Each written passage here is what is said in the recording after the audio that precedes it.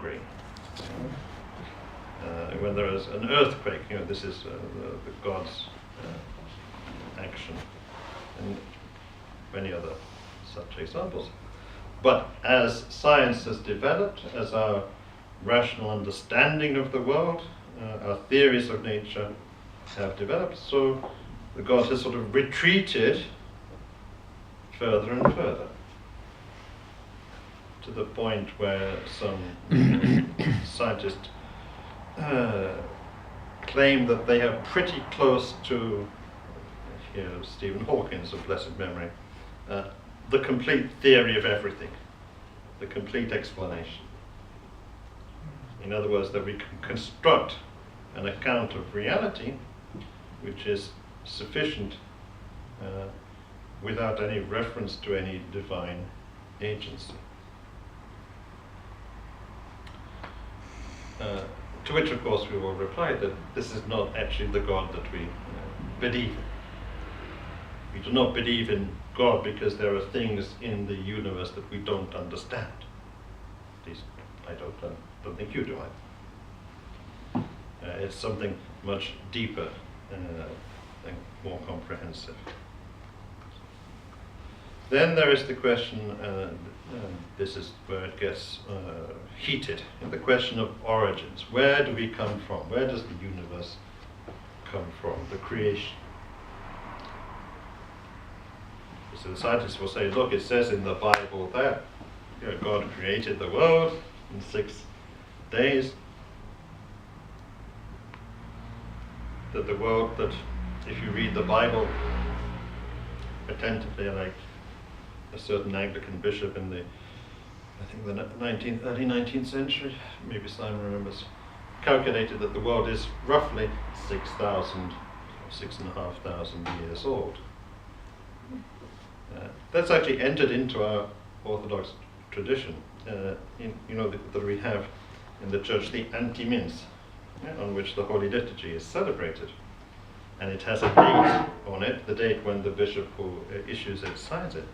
And at least in the Russian tradition, the date is given in two formats. In the year from the beginning of the world, 6,523, and then the year of the Lord, 2019, and then the day and the month. But of course, we don't take that literally. There are people who take that literally.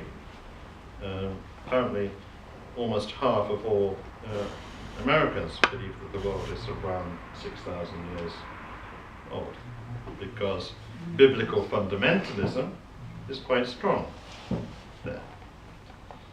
But again, if you look at the history of theology, and of course that's what creates, that's what sets up the conflict with modern science, which shows beyond any shadow of a doubt that that is not true. Right. The world is billion, the universe is roughly 13 billion years old, and the world has been around for 4 billion years.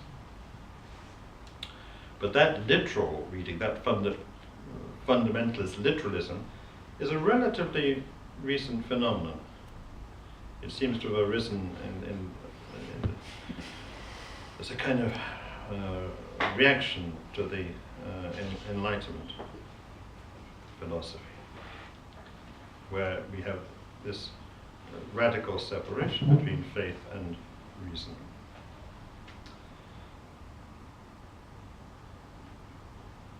And this is a huge question, the question of how we understand the origin of the world, the evolution of the universe in the light of our faith. Much too big to go into in a short talk like that, but suffice it to say that certainly in the Orthodox tradition, we are not bound to this literalism in terms of biblical interpretation. It's simply the case that in the Bible, in the Holy Scriptures, there are many different genres, many different types of literature, of books, and we have to be clear what we are dealing with. There are books of history, Exodus and subsequent books of the history of Israel. There are books of poetry, like the Psalms, although some of them have a historical component. There are books of wisdom, the wisdom literature, and there are,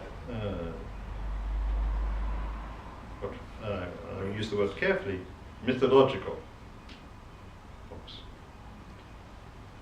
The first part of Genesis is in the I believe in the category of myth. Not in the popular sense of the word, just means something that isn't true.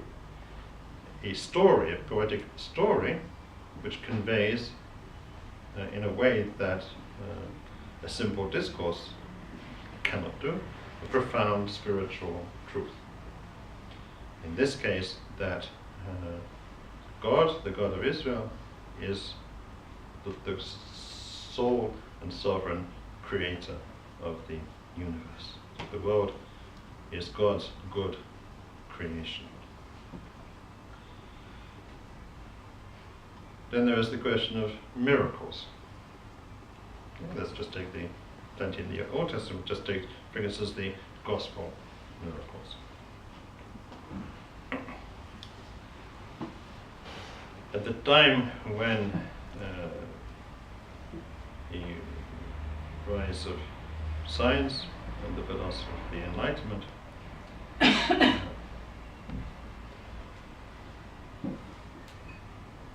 the question of biblical criticism, the analysis of the books of the Bible from various secular points of view, led to a process which is called the demythologizing. I'll come back to myth. Christian theologians, and mostly Protestant German theologians, began to say, so actually these stories of the miracles that we find in the New Testament are not to be treated historically. They are mythological in the same way that the beginning of Genesis is. So there was another, I forget what it was who said, that the modern man who can just turn on the light with a switch cannot possibly believe in these miracles that are recorded in the Gospels. But it's very clear that this process of demythologizing is a dead end as far as the faith is concerned. Because when you stripped out everything from the Gospel that is apparently incompatible with scientific truth, well, what are you left with? You're left with some kind of moral teacher, some kinds of ethical maxims, but you've ripped the heart out of the Christian faith, which is salvation through the death and resurrection of Jesus Christ.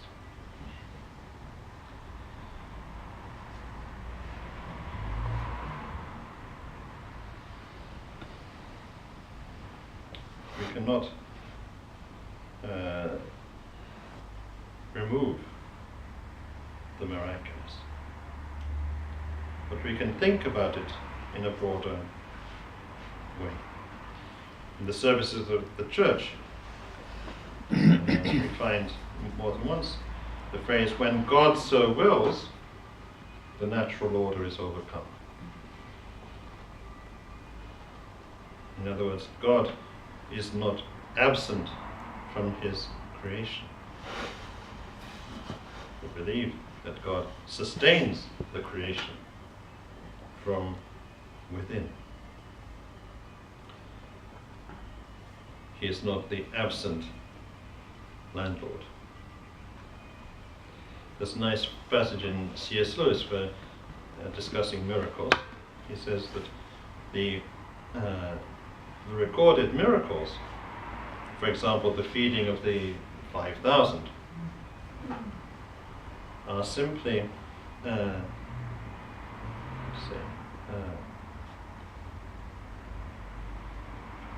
manifestations, special manifestations of the everyday miracles. Life itself is miraculous. How, for instance, you plant the seed and it grows and develops, and then you have the ear of corn. Of course, you can look at that from a purely mechanistic, scientific perspective. But with the eyes of faith, it appears more significant, more meaningful. The final battleground, the question of evolution. This is where the apparent conflict between science and faith really erupted with Charles Darwin's theory of evolution and by natural selection.